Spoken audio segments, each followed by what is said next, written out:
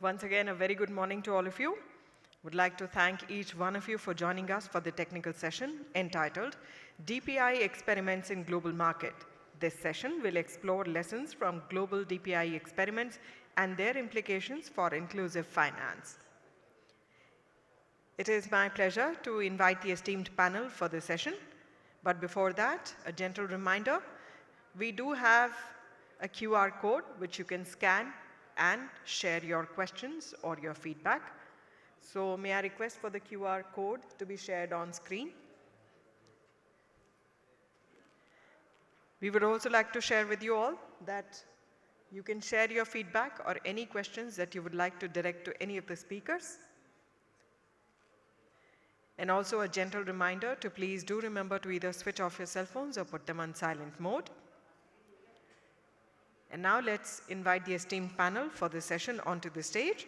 This session shall be moderated by Saurav Das, Chief of Staff Investments Co-Develop. May I request him to please join us on stage.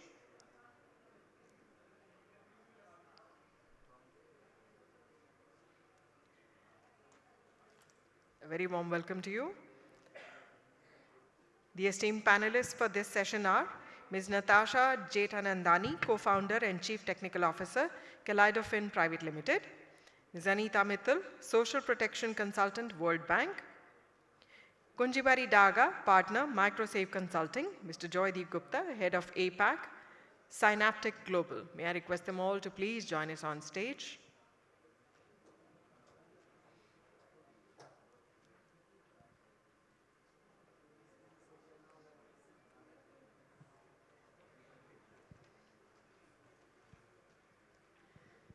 A very good morning and a very warm welcome to all of you.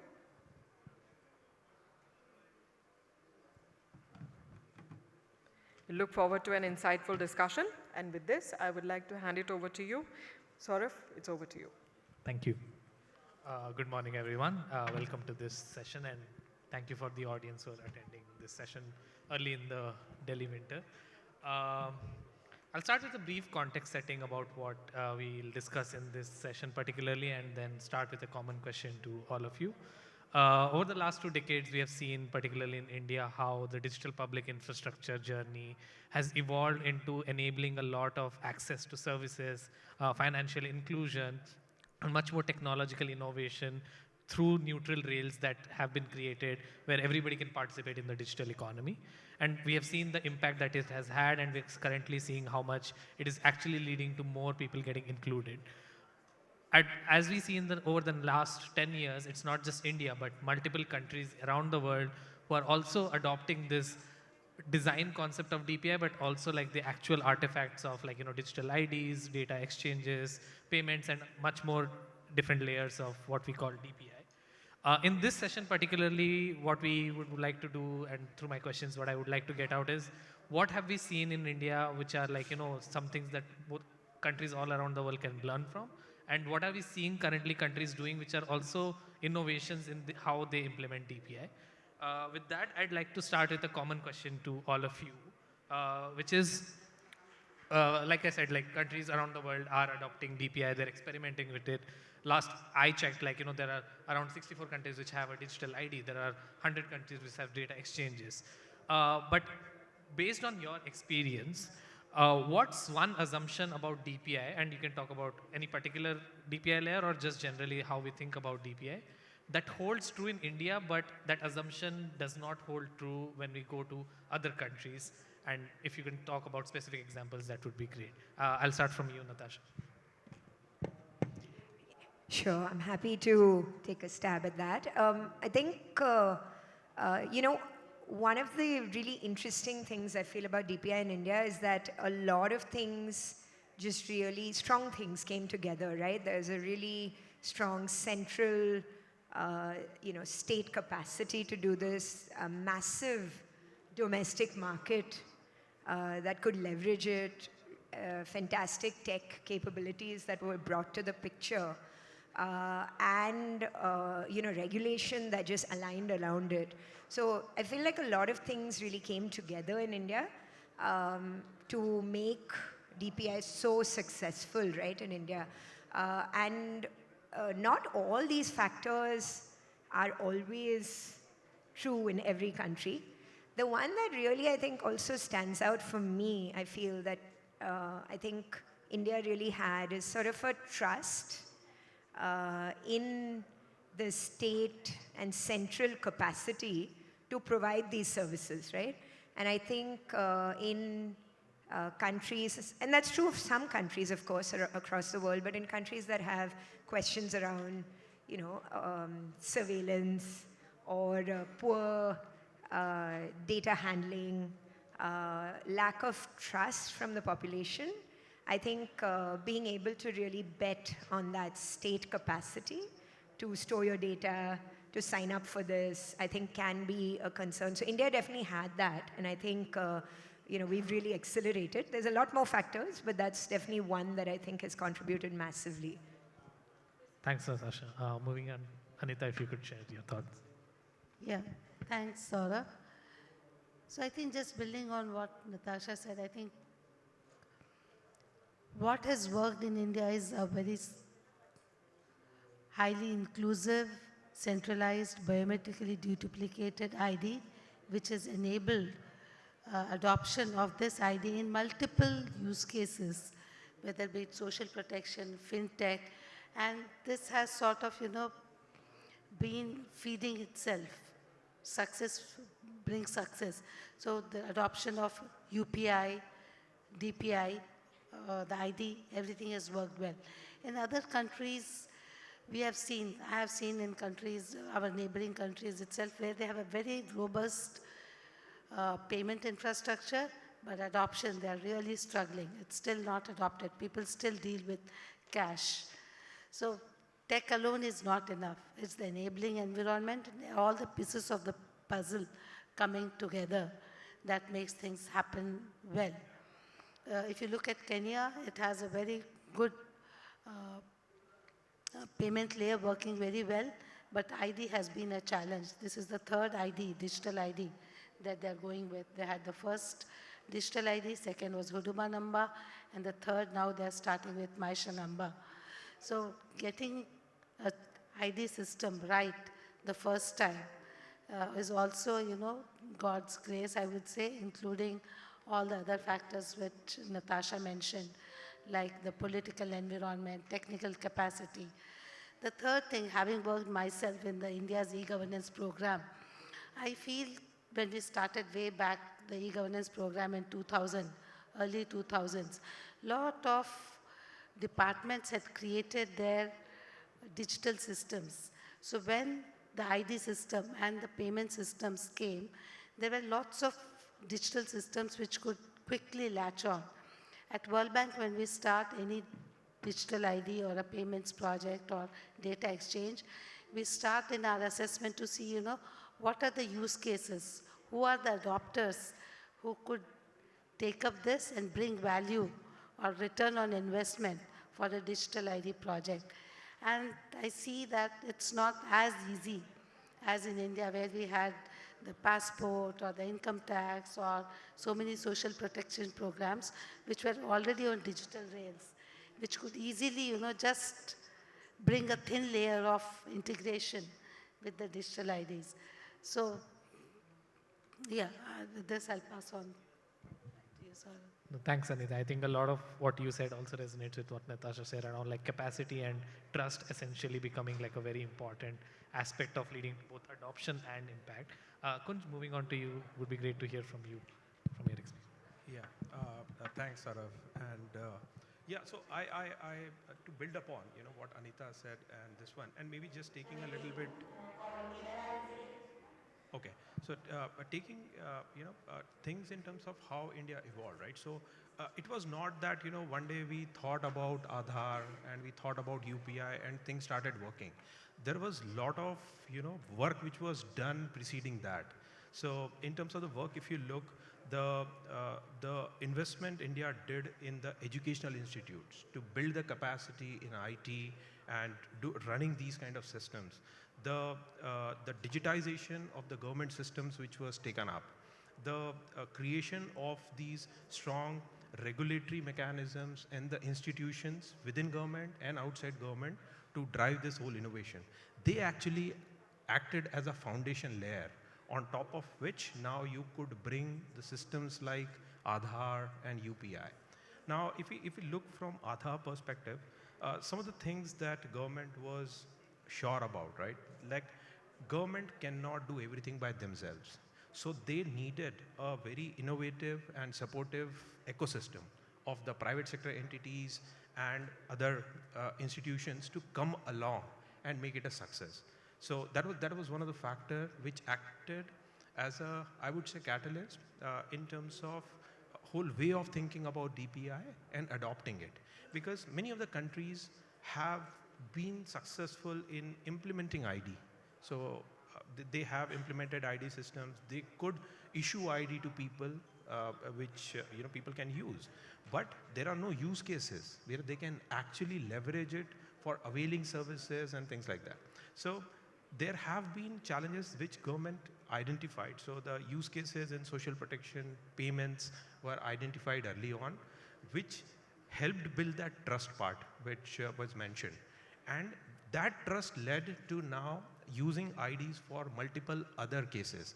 Now, beyond government benefits, if we look, the ID is predominantly used in telecom, banking, any other part of it, health, and so on. And everybody latched onto it. So that is the reason it, set India apart in, establishing the DPIs properly, the rails properly, and then an innovative ecosystem which is able to leverage these rails and build upon it. Thanks, Coach. I think you make a very important point, like capacity is talked about in a very amorphous way. But I think the point you mentioned about how much investment went in the last 20, 30 years in education, in creating that technical capacity is helped a lot with how our DPI in India evolved, which is an interesting point because today when we go to countries and they want to adopt DPI, they want to do it in 5 years without having like the same capacity. And I think the timelines that countries look at when adopting in any kind of DPI approach has to be concurrent with what capacity they have, how much they've invested in basic infrastructure before that, right? So that's a great point. Joydeep, just moving on to you. Yeah, I think most of the points have been covered, but I'd like to answer the second part of your question. I think the first part was what is it that we did in India that can be replicated and what cannot. I think all of the things that were said about, earlier are about things that can be replicated, right? You have to build the tech infrastructure layer, there has to be, people have to trust, etc. As I think about some of the other countries, much smaller than India, right? Nigeria, West Africa, or Southeast Asia, or LATAM. India has taken a couple of decades to get to where we are. They probably, the ROI for them has to be quicker, right? So in general, just like any other tech, if they spend 20 years developing the infrastructure and not get any ROI from it, might not be worth the effort. So I think what some of these countries are doing successfully is then going the vertical approach and saying, can I pick one use case? And the use cases requirements are very different for the different countries, right? Some of them are in payment, some of them are in digital identity, fraud, etc. And then kind of build the full stack around it, but do a really, really good job when you're doing that and obey the 4 or 5 pillars of DPI for that vertical. And therefore, you'll be able to solve that piece end to end and get visible results in a couple of years. Because the mass of the population and therefore the benefit is 10% of what you can get in a larger country like India. So I think that's something if they have to do differently from us. And because we've kind of gone through the journey, there are best practices that they can quote unquote steal from us and get there faster. No, thanks all of you. I think a couple of very important points have come out, and building on what I think both Anita and Joydeep you mentioned around this idea of use cases, and Anita specifically to you, you have been involved in the digital ID space, consulting different governments and multilateral institutions, and also in social protection. If you look at India's digital ID journey specifically, like when Aadhaar started, one of the first use cases was around LPG subsidies, and then it moved on to PDS, and then we went to the JAM Trinity where financial inclusion became the driver. Based on your experience, and in India, that was a great way to build political buy-in at a large scale by showing that there's efficiencies to be achieved by using something like a digital ID. In your experience, when other countries are thinking about specifically, let's say, digital ID, do you see social protection as like a great area for countries to start and build adoption and buy-in when thinking about DPI, or do different countries approach it differently based on like where they are in the journey? Thanks, Saurabh, for that question. So if I look at some of the countries which had digital IDs even before India, and there your thought goes to the European countries, right? So the way they started there, you will see quite commonly the bank ID was the ID which was used extensively by people, and that was scaled up to become a digital ID. Even, in fact, most of their ID systems are federated systems where bank ID is used. In fact, in Estonia, you can use either your bank ID or your national ID to log in to online portal. So quite a few European countries, you would see it grew from the finance side, which was the driver for a digital ID. But when we, from the World Bank side, when we invest and support digital ID projects, definitely social protection is one of the use cases which we see from an inclusion perspective also, not only in terms of, benefiting from efficiencies, but also ensuring that poor and vulnerable are able to access services with the help of owning a digital or an identity, which sometimes excludes them from very basic services. And some other countries, like China or probably Kenya, finance also is an important factor where inclusion has happened and digital ID adoption has been in that sector. No, that's a great point. I think Sweden particularly, I think of like, bank ID is like their main digital ID and I think even Denmark, I think has something similar. But I think when we look at like countries in, let's say, Latin America and Africa, they approach it differently based on like, where they are currently in terms of their journey. So I think that's a great point that countries have already done it in not social protection use cases. So it depends on what you already have, and it's not always greenfield. I think that's also one of the things we have seen is that some countries have some form of ID, and like one of the questions that comes up is why do we need another digital ID? And this, which is where countries try to adopt what they already have. Moving on to a little bit, Natasha, to you, I think as in Kaleidofin, you are involved in creating products on top of like this neutral rails where like, in India particularly, these are neutral rails controlled by the government. But there are certain design choices that are already made when it's centrally controlled or like decentralized. For instance, if you look at UPI, there are certain rules and regulations that have been set up institutionally, and there's also certain design to the tech. How does that affect how you think about products? And when you go to other countries which may not have like this centralized rails as such, but some other system, does this logic kind of stay true, or like do you have to like adapt to a very different kind of model?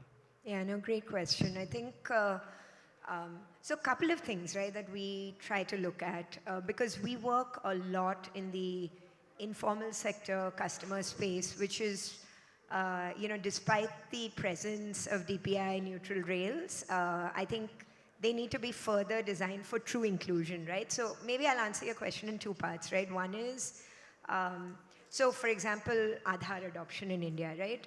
Fantastic use case, but India also did a very good job of not forcing digitized Aadhaar-based KYC instantly, right? They allowed offline KYC, they allowed the ability of entities to adapt, to take the time to do so, right? Otherwise, I think, again, the inclusion aspect would have not been there. So one part of our thoughts around product, and this is not the tech that we build, right? But it's the ability of reaching customers that need to use our products is, can they even be part of this ecosystem?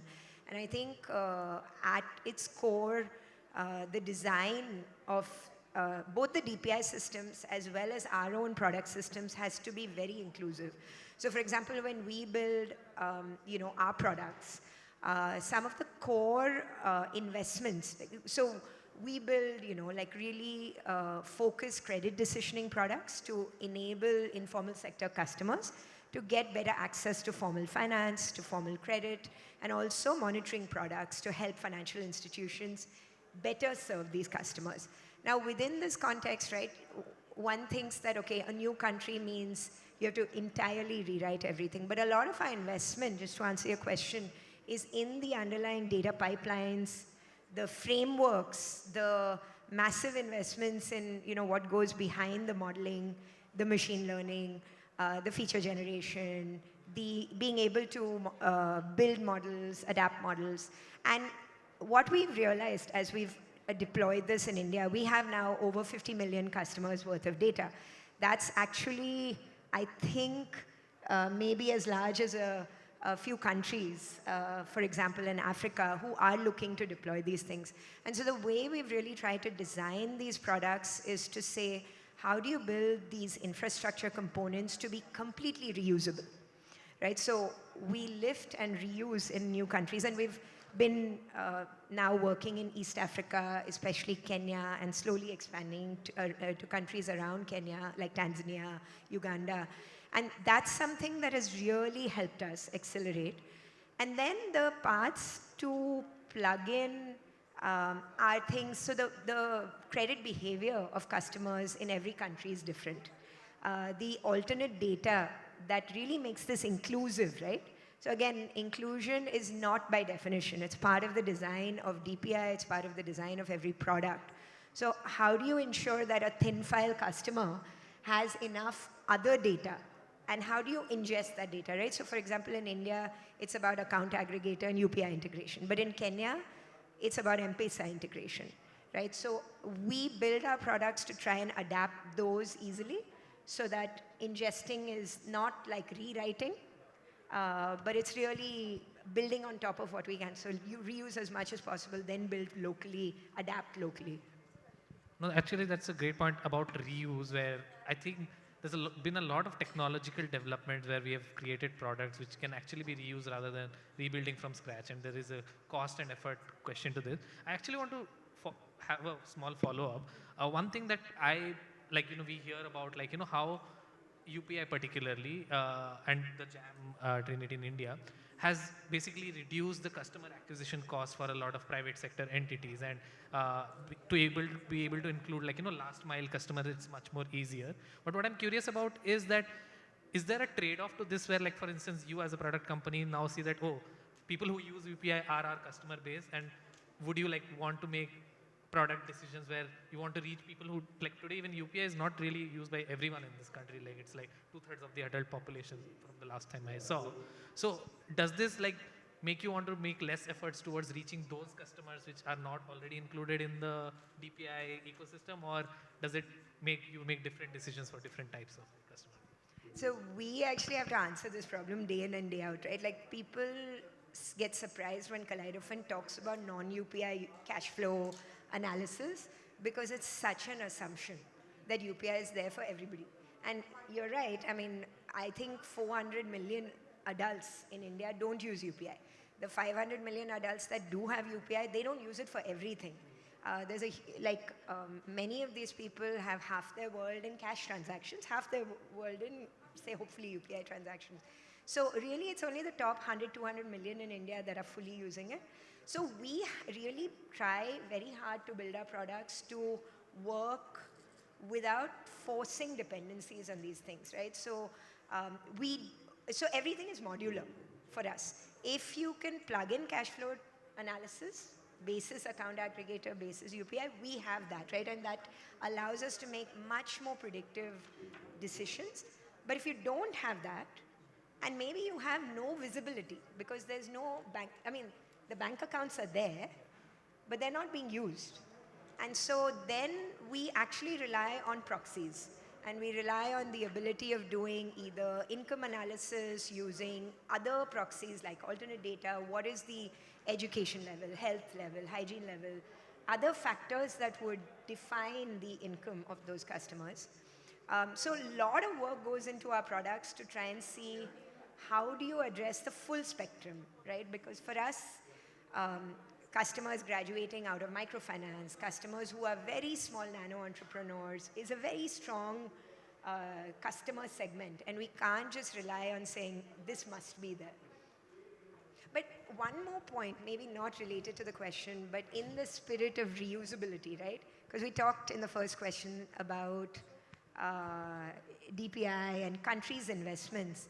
I think it's actually, I mean, I think this is happening also, but being able to take what India has built and reusing that, I think in other countries is a great way, I think, for countries to accelerate. And I think the beauty is India's doing that. And I think it's not just reuse within us as product companies. I think it's even reuse at a nation level. Yeah. Yeah, I think right now 8 countries accept UPI payments, if I'm not wrong, 8 to 9 countries, which is again a great example of this going beyond just like a country-specific infrastructure. Moving on to Joydeep, I think Joydeep, you're also in like in the space of like product building, especially particularly for AI for credit systems. So for you, like AI is another technological development that has taken prominence in the last few years. What I want to understand from your experience is like both DPI and AI, where do you see AI really adding value to like, the products that you build in these credit ecosystems? And what part is like, currently being fulfilled by DPI? And like assuming in counterfactual, if there were no AI, would there be like a simple, like, just DPI would be enough for you to like work on products that you currently work on? That's a great question. I think, yeah, Synaptic is an AI company, but I find myself telling clients, convincing clients that you don't need AI more than 50% of the time. Because everybody wants to do AI for the sake of doing AI and getting a chip on their shoulders. To answer your question, what are the use cases where AI does add value? So I think basic principles of AI, right? For AI to be very, very useful, 3 things have to happen, okay? One is you need to have enough size of your data set. You need to have a statistically significant sample size. Otherwise, AI, I'm talking about machine learning specifically because today AI is, people think it's far broader, LLMs can solve world hunger. But in the space of credit, right, you have to be realistic. You can't have things where, false positives are 50%, you give loans and 50% of them are actually to wrong people. You unfortunately realize only 2 years later, but then you've given 2 years of bogus loans. So specific machine learning that can be used for lending or credit inclusion. So what are the things that AI can, where can AI be useful? Where the sample size is big, that is number one. So if you think about an Excel, where the number of rows are big. The second is where the number of columns are big. So you have to have a lot of attributes in that sample size that AI can mix and match and find patterns from, right? And the third thing for AI to be successful is you need to have a good percentage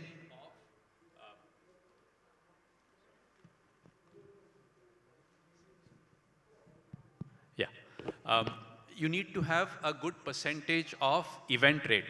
So for example, if I'm building a credit default prediction model, I need to have a lot of people who have defaulted in my sample set so that the machine can learn what defines good behavior and what defines bad behavior. So now coming to specific examples, let's say you have banking transactions from account aggregator, right? People who have dense banking accounts, that's a lot of rows, a lot of columns, and then if you have enough people, with credit defaults, then you get all 3. So that's a very good example, right? Fraud capture, right? So there are a lot of anomaly detection algorithms in AI where you give them a lot of historical data and say these are the ones that turned out to be fraudulent, and they can do a much better job than you and I can do, human beings can do in figuring out patterns, trends, cohorts, etc., right? And so on. So as long as the density of data and the variance in the data is there, AI can get better patterns. So I think 80% of the problems where DPI is able to produce data kind of are in that bucket. Now, there are also a lot of use cases for which AI is not required, where basic rules are good enough, right? So you are actually trying to capture and triangulate 2-3 pieces of data. You don't need AI for that. People want to use AI, but in my opinion. Then there's another, AI is a black box, right? People have, that's the biggest issue with AI, that the explainability and the transparency is not enough. So use cases, problems where transparency and explainability is paramount, I don't think can ever be, AI can be there. When you're declining cases and you're trying to protect discrimination and bias, those things, AI, it's a hard one for AI to crack, right? So I think those would be the few points in my mind. No, thanks, Jyodeep. I think that's very useful. And I see more and more this DPI and AI conversation also expanding where, like, a lot of times the way I have seen, at least in the ecosystem, is countries want to do AI already before even having like the systems which helps them collect data, structured data that will actually improve these models for like specific decision making. So I think in the ecosystem that you're working with, credit especially, I think is a very interesting use case where you also work in the US market, for instance, which has a very different credit ecosystem. People have histories with credit cards, loans. In India, I think UPI has become like a proxy for a lot of like, consumer behavior and that determining like, what kind of credit they're eligible for. So I think that's an interesting case of where AI is more relevant, but it can be useful. Quickly moving to Kunj, I think Kunj, you have been involved in both like, designing system architecture around AI, but and also currently like, working with governments, different kind of entities around advising them around the DPI. One of the things that we hear a lot is like, one is the technical architecture of, like Natasha also mentioned, some key design choices influence how inclusive it can be. But I think there's another layer to it, is like the institutional layer, which determines when it can fail, what to do when it fails. For instance, in Aadhaar, like what kind of authentication happens is a technical decision, but who can do the authentication, when you can do it, who controls the data is more of an institutional. Could you talk a little bit about, like from your experience, especially if in other countries, where do these failures typically happen in the institutional and architectural layer? And where do the boundaries blur? Like, are design choices determined by what kind of institutions already exist in a country? Or do we need to create new institutional mechanisms to govern like some of these DPI systems? Yeah. Thanks, Saurabh. And that's a very good question and relevant for the countries who want to onboard this DPI bandwagon and the right way of doing things. So as mentioned in the panel earlier, right? Every country has a different starting point, right? So based on their digital maturity, institutional maturity, and the governance aspect of it. So I guess the first and foremost point is the chances of tech going wrong is far too less. Whether it is done indigenously, whether you adopt a technology, whether it is implemented by government or by private sector actor, because it's a straight solve, right? Like you have to implement ID, you have to get the biometric deduplication correct, you have to provide authentication mechanisms and so on. So the chances of that going wrong is far too less. The issue happens when these kind of programs are not successful, are largely on the institutionalization of these things. So, and from the two perspectives of it. One is the way institutions govern and run this whole thing. How do you build the safeguards from day one? How do you ensure there are mechanisms for grievance redressal?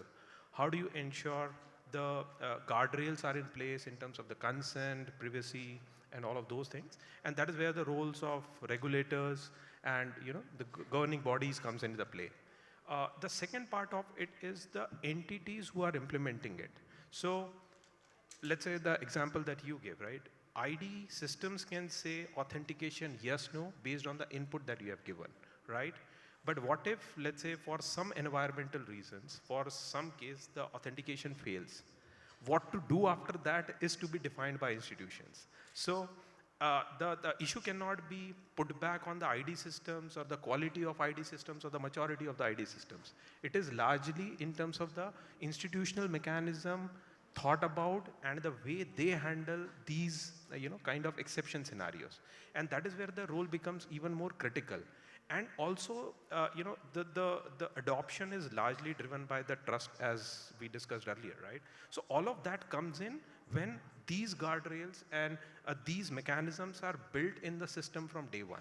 Otherwise, the exclusion continues to be, an issue, and that segment of population, once out, causes a big distrust in the entire system altogether. Could just a small follow-up to that. I think you've highlighted a very important point.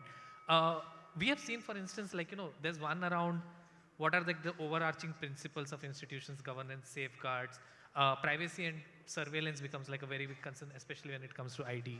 But there are countries which have use cases which need them to kind of push the boundaries of safeguards a little. Like just to take an example, in India, for instance, you can't do 1:n search in other database. But in some countries, for instance, let's say for identifying victims in a disaster, they need to be able to take biometric data and search people, right? And this is both to you and Anita after Kunj. What is this balance in India? Like you said, trust became very important and the government took the necessary steps. But a lot of countries want to do this in 5 years. How do you see this concern around safeguards and backlash we are currently seeing in, for instance, UK, that we don't want to have a digital ID, but there are use cases which need some form of pushing the boundaries of safeguards and privacy a little bit. So what is the balance, do you think? How can governments really engage with civil society or different stakeholders to make sure that they're building digital IDs for actually genuine use cases, but also making sure it's not addressing the concerns that citizens have? And I think that institutions part there would be also great to understand. Yeah. So in this sort of my take on that is like what we have seen in countries as well, right? So for any ID systems or these DPIs to be successful, I guess the starting point would be to identify those hero use cases. Why do you want to do it? Unless that answer is clear, it is just a issuance of ID that you will go through. If the answer is clear, why do you want to do the ID? And if that is for a population scale use case, right? So then these aspects of safeguards and privacy and all of those comes naturally. There are definitely specific use cases that you mentioned, like 1:n kind of match, but they have to be done with a lot of, responsibility by the government. Because if you just open up the ID systems for these kind of the use cases generally, right, many actors can take undue advantage of it. So those guards or those guardrails have to be built and thought through from the design level from the day one itself. And then the institutions play an important role, like the regulators, right? In India, if you see, the RBI and these health regulators have played an important role in terms of how do they balance this whole, thing. On one side, we say, okay, that is privacy preserving, but you are managing bureaus, right? But if bureaus are not there, we always have an issue of credit. How do you identify the good actors whom you can give credit to? So RBI is balancing well in terms of when you are dealing with ID and when you are dealing with your data related to financial transactions and other things. So regulators have an important role to play here. How do they balance these aspects depending on the use cases and depending on the scenarios within the country? And also there comes the role of the ecosystem, and the maturity of the ecosystem also plays an important role in that. How responsible are the actors in the ecosystem who are dealing with this data play their role. Thanks, Coach. And Anita, just moving on to you, just adding on, do you think like all use cases are equal, but some use cases are more equal than others? Like when you advise governments and they have a particular use case, would you ever advise that maybe not start with something like this because it might raise concerns around how DPI systems will be used? If you could speak to that and how you would build trust and countries can build trust on these systems. Yes, so I think the use case, when you do selection of use case, it's basically demand driven or the needs driven, right? So if there is a need for you have to build logic, rationale, why that use case makes sense to use an ID. And then when you do that rationale, you also discover opportunities as well as risks or threats. So if it's a use case which can have a backlash, you would definitely not want to do, and it's a no-brainer on that. Second, I feel the institutional part and the non-institutional part, like the NGOs or the civil society, they play a big role in building trust in any system that the government is doing. If you feel that the government is accountable, then the citizens trust, and then things happen quickly. But if you keep pushing the guardrails, as and when you do, then the trust does deteriorate. You need to have purpose limitation.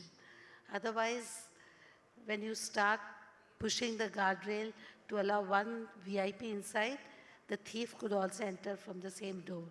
So I think we need to have our boundaries defined. If that is a use case, define it from the day one and put guardrails around it. But having defined it, if you push it, then things are a little break because you hadn't envisaged that use case and did not build guardrails for it. No, I think very important point around like guardrails. In the interest of time, I think we have some audience questions also. Can do we? Okay, yeah, I think we don't have enough time for audience questions, so we'll move on. Jyoti, one thing from you, based on what you mentioned, looking 5-10 years ahead, and not just in India, like look globally, do you see AI becoming like a core part of like DPI in its own right? Like right now, the way it's done is like like you said, not all cases AI needs to be used, and it's very, I think, personalized where like there are specific products and use cases where AI becomes an important aspect. But for instance, we have seen in different countries where translation is like seen as like a AI DPI layer, where like we can have like a local language LLM that serves multiple use cases, and it's like a neutral thing everyone can plug into. Do you see similar things happening with AI and DPI in the next few years?